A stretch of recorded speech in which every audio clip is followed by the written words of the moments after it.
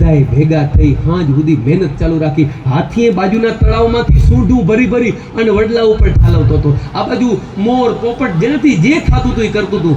એમાં એક ઘટના બની. જોજો, સાંભળજો, આ એક જ વાક્યનો આખો કાર્યક્રમ છે. કાર્યક્રમ ભલે 11 થી 5 વાગ્યા સુધી હાલે, પણ આ ભાઈએ આખા પાટોત્સવનું સંપૂર્ણ ખર્ચ ઉઠાવ્યું ને, એટલે મારે આ વાત કરવી છે કે એ વખતે એક ઘટના બની. એક નાનકડી ચકલીનું બચ્ચું છે ને, એ તળાવમાં ચાંચ બોરે, 2 પાંખો બોરે અને વડલા ઉપર જઈને પાંખો ફફડાવે ને ચાંચમાંથી 2-3 ટીપા પડાવી નાખે. એટલે હાથી કીધું કે હે ચકલી, ગજબ કરસ તો કા એ કે આ ઊંડ ભરી ભરીને ઉલાડું છું, તોય આગ કાબુમાં નથી આવતી. તું હવે આટલી 2-3 ચાંચુડીમાં આમ ટીપા પડે ને પાંખ, આનાથી ક્યારે આગ ઓલવાશે? ચકલી માની નહીં. પહેલી વખત, બીજી વખત, અરે ત્રીજી વખત હાથીના હુપડા જેવા કાનની બાજુમાંથી ચકલી નીકળી. એટલે હાથી કીધું આમ જો, હવે વચમાં ન આવતી, હવે ડિસ્ટર્બ તો ન કર, મારાથી થાય કામ કરવા દે, આમ વચમાં ન આવ.